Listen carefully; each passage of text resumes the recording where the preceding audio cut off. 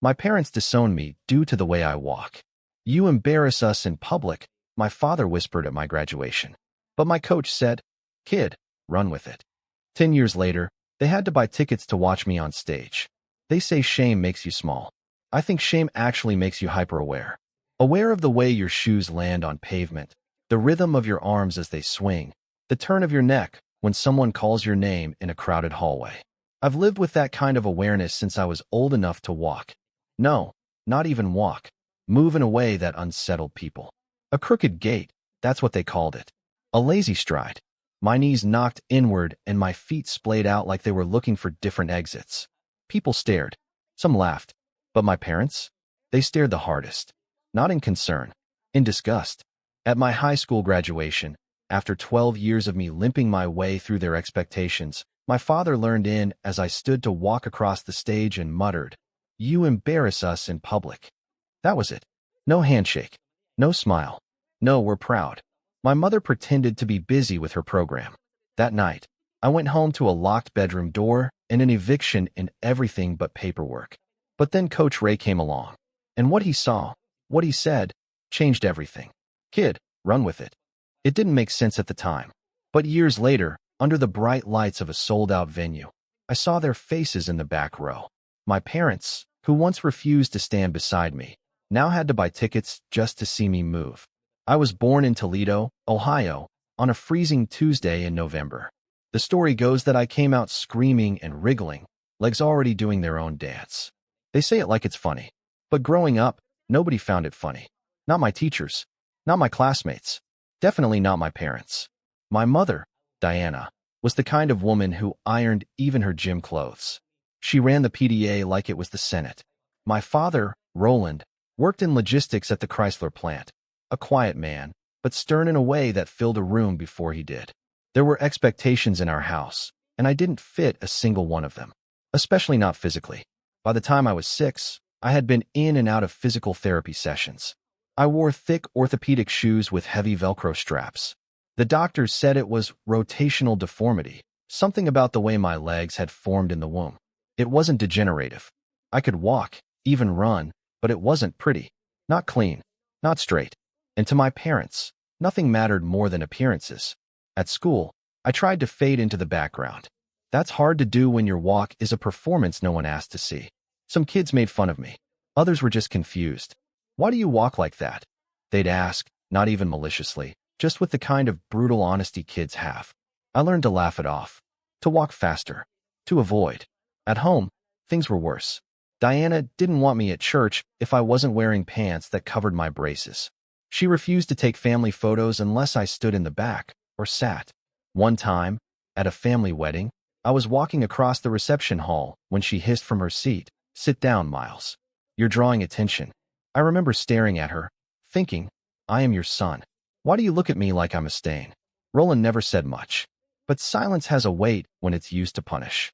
After middle school, he stopped attending anything I was involved in. No band recitals, no open houses. The only time he acknowledged me publicly was to correct me. He was always adjusting my posture, telling me to walk slower, so my limp looked less obvious. It never helped. Nothing did. In high school, I retreated further into myself. I focused on drawing, digital art mostly. There was something freeing about building worlds that didn't reject me on sight. I had no real friends. Teachers pitied me. The only person who showed any real interest was Coach Ray Delaney. I had signed up for a basic PE elective just to check off a requirement. Coach Ray was in his early 50s, lean as wire, with a face like an old boxer who'd been hit one too many times. First day of class, he had us do laps. I tried to hang in the back, but he saw me, noticed me. After class, he caught up with me near the locker room. "You run with a twist," he said. "It's ugly, but there's power in it." I thought he was making fun of me. I braced for the punchline, but he just shrugged. "Kid, run with it." He started watching me more after that. Not in a weird way. In a coach way. He started giving me tips, helping me figure out how to lean into my gait instead of fighting it. Said I had a unique build that could be channeled into something useful. "Not every runner wins by looking good," he said once. "Some win by refusing to stop." That stuck with me. Outside of practice, home life was crumbling. My parents were growing colder. I knew they resented my body, my walk. The way it made them feel when people looked at me. When senior year came, they didn't buy me a tux for prom. Said there was no point if I was going to shuffle around looking like a joke. I didn't go. Graduation was the last straw. I remember it so clearly, the summer heat, the blue gown clinging to my frame, the principal calling my name. I stood. I walked.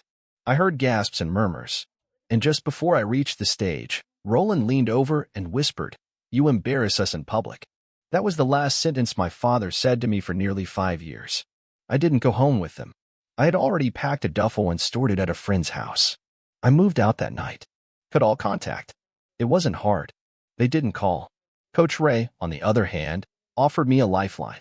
He helped me get into Owens Community College with a letter of recommendation and a promise that I'd help coach the junior team in exchange for using the gym. I didn't even know what I wanted to study. Just knew I needed to get away. Those first 2 years were hard. I was living off instant noodles and sleeping on a friend's couch. But I trained every day. Ray kept pushing me. He said I had something people couldn't manufacture, grit. He introduced me to a couple of guys at the University of Toledo track team. They took me seriously.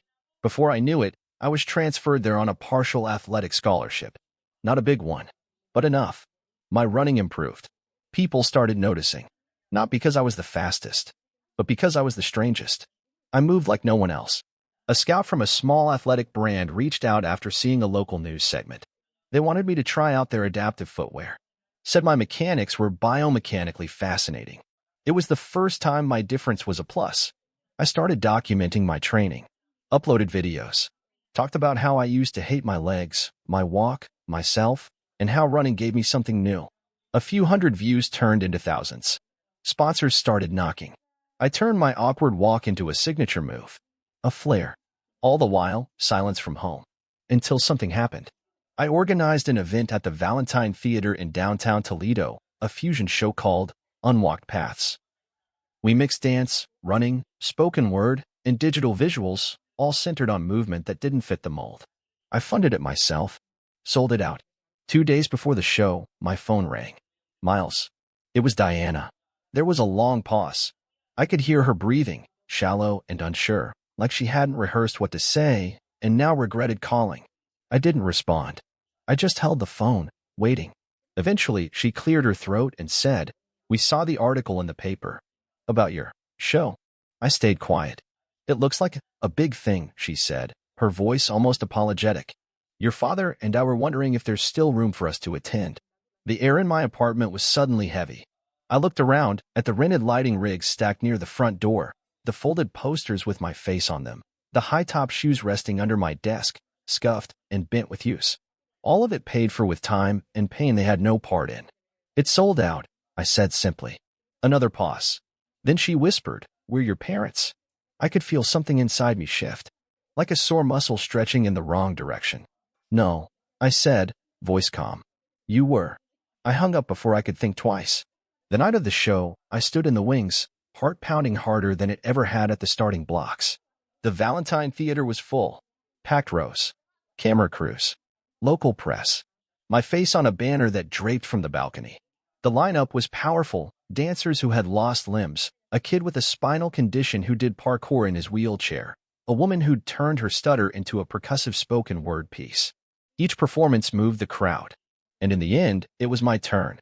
The lights dimmed. The stage cleared. I stepped out alone. The routine was built on contradiction. I began walking, slowly, deliberately, each step echoing like a question. Then the rhythm picked up. I ran. Not straight, not smooth, but fast and strange and full of something raw. The crowd didn't cheer at first. They watched. And when I stopped, drenched in sweat, chest heaving, and looked up into the lights, there was silence for half a second. Then came the ovation. The kind that makes your ears ring. In that brief hush before the applause, I scanned the audience and saw them, Diana and Roland, sitting side by side in the back row. He wore a suit I hadn't seen since my uncle's funeral. Her hands were knotted in her lap. Neither was clapping yet. They looked stunned. They had paid for the privilege to see me. That moment should have been enough. Maybe it would have been for someone else.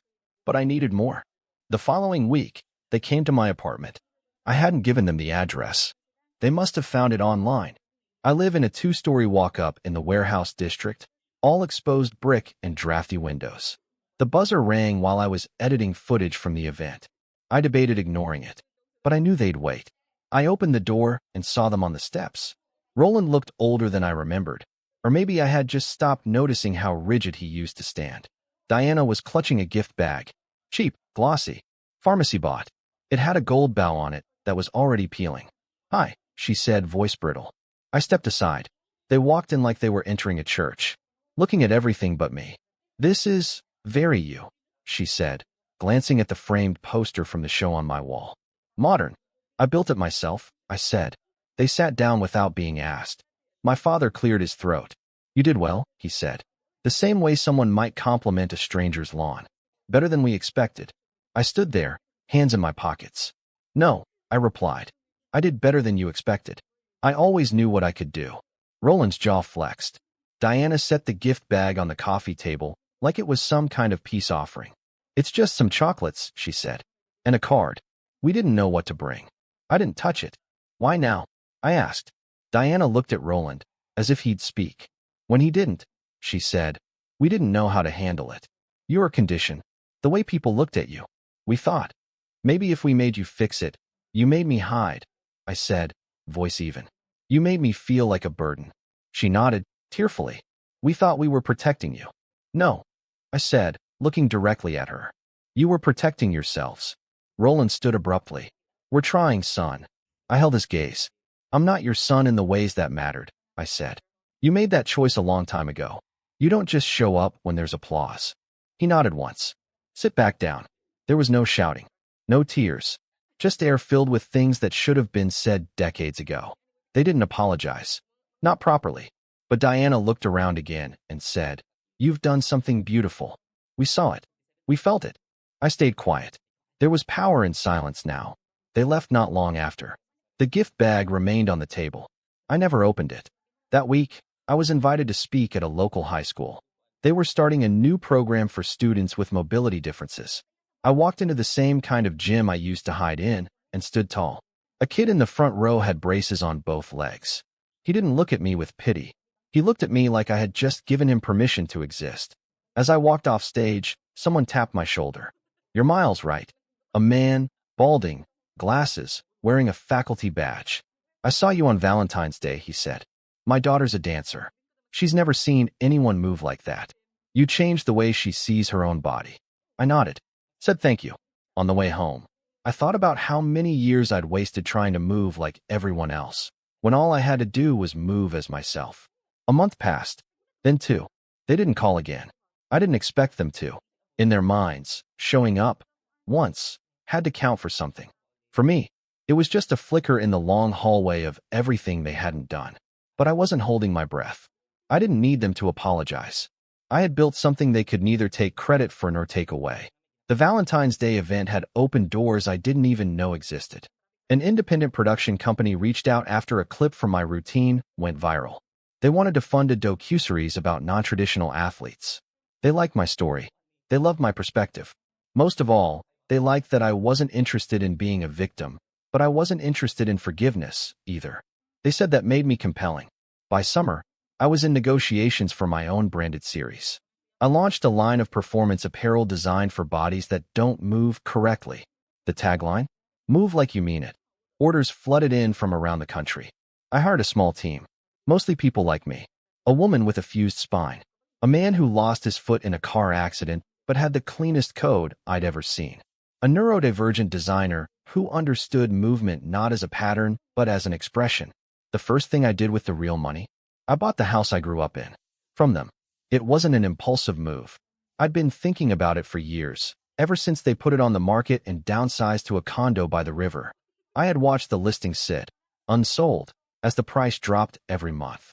No one wanted a 3-bedroom colonial with creaky pipes and a kitchen stuck in 1989. But I did. I made an offer in cash. Through an attorney. When Diana found out who the buyer was, she called me in a panic. "Miles, it's you." "It's me," I said. "Why would you want the house?" After everything?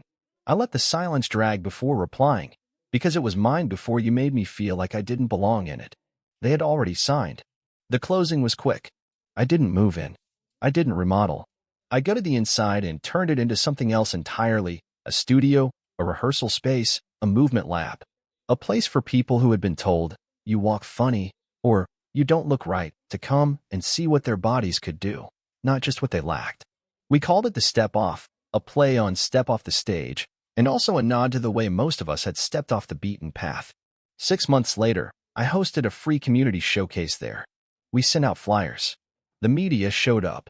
Over 200 people packed into what used to be our living room and kitchen. We had lights mounted where the TV used to hang. Music bounced off the very walls that once closed in around my teenage shame. They came. Diana and Roland. I knew they would. Word always traveled fast in Toledo. They sat in the back again, just like they did at the Valentine Theater, except this time, they didn't blend in. They stood out, overdressed, stiff, and clearly uncomfortable. I took the mic between performances. Some of you might recognize this space, I said. It used to be a house. A family lived here. A boy, a girl, and 2 parents. The boy didn't walk like they wanted him to, so they made him smaller, quieter. They told him he was an embarrassment. I didn't look at them, but I heard the hush ripple across the crowd. Well, that boy bought this house. And now, it belongs to everyone who's ever been told they don't walk right, talk right, look right, or move right. Cheers erupted. I stepped back and let the performers take the stage. That night, after the show, Diana approached me near the kitchen, where she once told me to sit down and stop drawing attention to myself. You're doing something good, she said. Her eyes were wet. I didn't smile, but I nodded. People need this, she added. We didn't understand. We were scared. People were cruel to you, and no, I cut in gently. You were cruel to me. You just did it behind closed doors. She didn't argue, didn't cry for attention. She just nodded, looking down. Then Roland came up, hands in his pockets. This was yours, he said, long before it was ours. That surprised me. Not enough to move me, but enough to mark. I never needed your permission, I said, but it would have meant something to have your support. I know, he said. We missed it. All of it. Another silence. He extended his hand. For a moment, I didn't move. Then I shook it. Not for him. Not for me. For closure. People expect revenge to be dramatic, explosive. But the most satisfying kind of revenge is living your life so fully, so unapologetically, that the people who tried to break you are forced to watch you thrive without ever needing them. I didn't scream. I didn't shut the door in their faces. I just made sure they saw me every inch, every step, every so-called flaw, celebrated by the world they once hid me from. And now, every month, I host workshops in that old house. Kids come in with their own broken walks, twisted spines, missing limbs, neurological quirks, and I tell them the truth. You are not the problem. You are the pattern breaker. When I finish talking, I walk across the floor, crooked, powerful, mine. I don't limp anymore. I lead.